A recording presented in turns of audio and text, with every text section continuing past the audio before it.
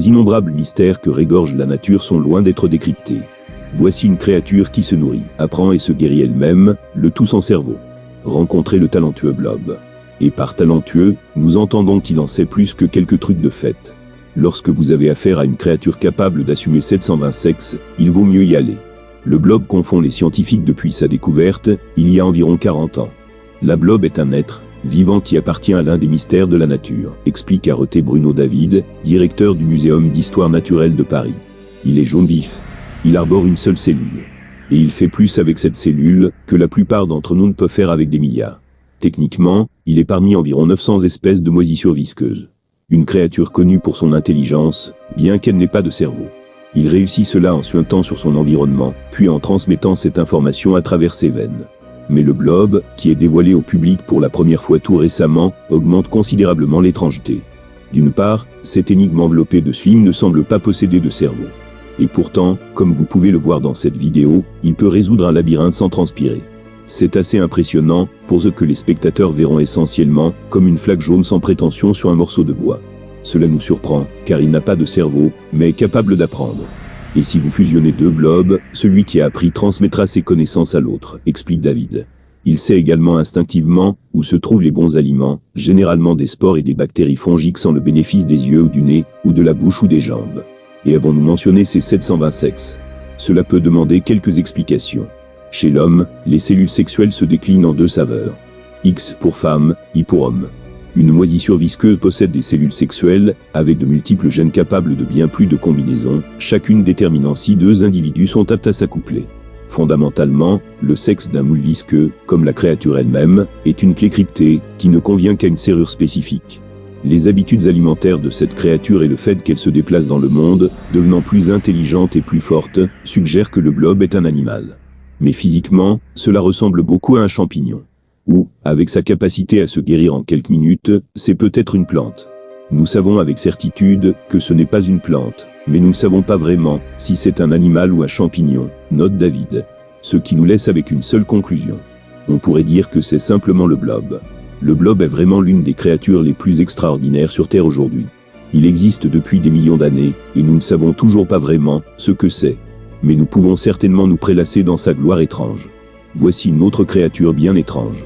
L'hétérocéphale, aussi appelé rat taupe nu, ou rat taupe glabre ne sont pas des taupes ou des rats, et ils ne sont même pas nus, malgré ce que leur nom suggère. Ce sont des rongeurs fouisseurs, et aux dents rugueuses, qui ressemblent à des morses miniatures et maigres, originaires d'Afrique de l'Est, et ils sont devenus une source majeure de fascination pour les scientifiques. Les chauds de sable, comme on les appelle aussi, vivent un style de vie particulier, qui les a forcés à s'adapter de diverses manières. Ces adaptations donnent aux humains un aperçu de leur propre santé et bien-être, du soulagement de la douleur à la recherche sur le cancer en passant par le vieillissement. Les rats taupes nus représentent un trésor de possibilités médicales. Voici quelques faits sur ces créatures captivantes bien qu'un peu étranges. Semblables aux termites, aux fourmis et à d'autres insectes, les rats taupes nus présentent une exosocialité. Il y a une reine et un 3 mâles avec lesquels elle se reproduit, et les autres sont soit des soldats qui protègent les nids des serpents et autres rats taupes nus, les butineuses, qui récoltent de la nourriture, ou tunneliers. Il pourrait y en avoir jusqu'à 300 dans une seule colonie. Outre la reine, les femelles ne sont pas physiquement capables de se reproduire. Les rats taupes nus sont les premiers mammifères à présenter cette structure. Leurs nids sont grands, mais vous ne pouvez même pas les remarquer. Hormis un trou en forme de volcan, qui sert à la fois d'entrée et de sortie, un terrier souterrain de rats taupes est souvent à peine visible. Il pourrait y avoir plusieurs kilomètres de systèmes de tunnels complexes contenant des chambres et des cavernes hautement organisées sous vos pieds, et vous ne remarquerez peut-être même jamais qu'il est là. Lorsque le terrier est plein, ils le referment simplement, et en construisent un nouveau. Selon le zoo de San Diego, les chauds de sable ne sont pas entièrement glabres, comme leur nom l'indicateur. Ils ont environ 100 poils fins sur tout le corps qui agissent principalement comme des moustaches, aidant les rats taupes à sentir ce qui les entoure, car ils sont pratiquement aveugles. Les poils entre leurs orteils ont un objectif supplémentaire. Ils aident le rat taupe à balayer le sol, alors qu'il s'enfouit sous terre. Une étude de 2018 a révélé que, contrairement à d'autres mammifères, le risque de mortalité des rats taupes n'augmente pas avec l'âge. Les humains, en comparaison, adoptent l'approche inverse, doublant le risque de décès chaque année après l'âge de 30 ans. Pour ce mammifère anormal cependant, le risque de décès à l'âge de 6 mois, à peu près au moment où ils atteignent la maturité sexuelle, est d'1 sur 10 000. Ce nombre n'augmente pas avec l'âge, et, en fait, il peut même diminuer. Le rat taupe nu peut vivre jusqu'à 30 ans. Les environnements à faible teneur en oxygène sont mortels pour la plupart des organismes, mais ces créatures peuvent vivre sans air pendant 18 minutes, ou avec peu d'air pendant, jusqu'à 5 heures. Ils se transforment essentiellement en plantes. Lorsqu'il y a peu d'oxygène, leur système pompe du fructose dans leur circulation sanguine, puis dans leur cerveau. Sans cette capacité, survivre dans des terriers, où l'oxygène est limité serait presque impossible. Le cobra royal mortel est le plus long de tous les serpents venimeux, et peut facilement revendiquer le titre de roi. Ce puissant reptile se nourrit principalement d'autres serpents, et il peut vivre des décennies dans la nature, car il y a très peu d'autres animaux qui peuvent tuer ce genre de serpents. Trouvés principalement dans les forêts tropicales et les marais d'Asie, les cobras royaux préfèrent les habitats à végétation épaisse tels que les forêts de bambou et de mangroves. Il existe des centaines d'espèces de serpents venimeux dans le règne animal, mais le cobra royal est le plus long de tous. Un serpent adulte peut mesurer de 10 à 12 pieds de long, et peser jusqu'à 20 livres. Quand un cobra se tient debout, il peut être dans les yeux, avec un humain de taille moyenne. Le plus long cobra royal jamais enregistré était mesuré à 18 pieds.